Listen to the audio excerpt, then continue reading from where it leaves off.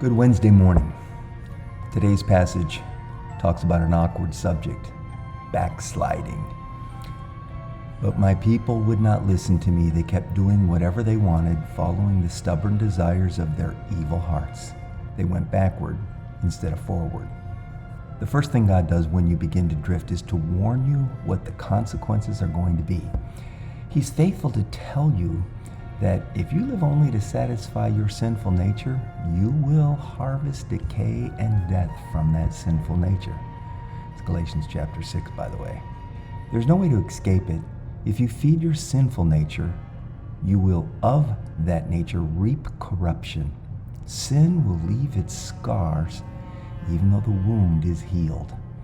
God warns that there's going to be hurt in your life, hurt in your heart, hurt for the people you love. There's no way to escape it. Verse 13 says, while you were doing these wicked things, I spoke to you about it repeatedly, but you would not listen. I called out to you, but you refused to answer. The call of God is a picture of love seeking a response, reminding you of who He is and how much He loves you, trying in any way He can to awaken a response of love and gratitude, to call you back. He's like the father in the story of the prodigal son, watching over the horizon for his son to return, longing for him to come back. This is the picture of God looking after men and women, boys and girls, being faithful to them, longing to have them back, calling them again and again. This is the picture of the patience of God. Sadly, for some this goes on for years. There are so many backsliders that I pray for. Years of turning their back on God, people I love. God calls them by name, and we bombard heaven with prayer on their behalf, but nothing happens. And then God has one final step in His restoration process: judgment.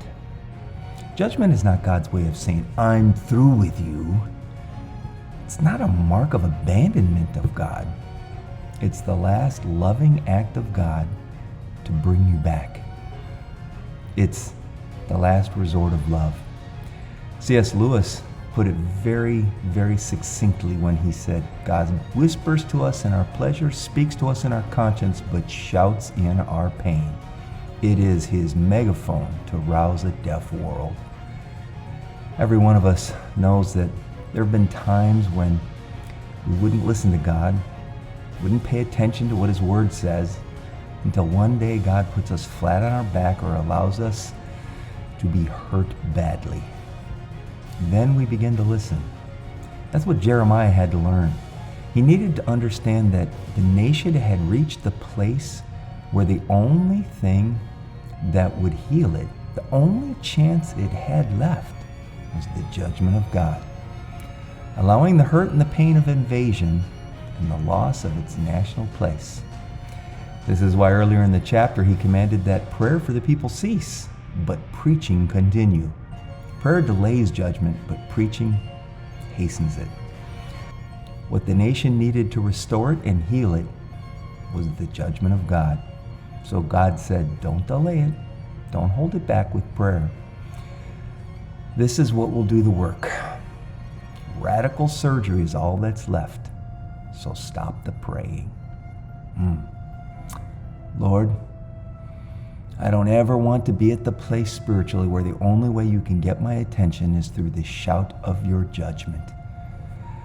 Let me hear you whisper today. I humbly pray. Amen.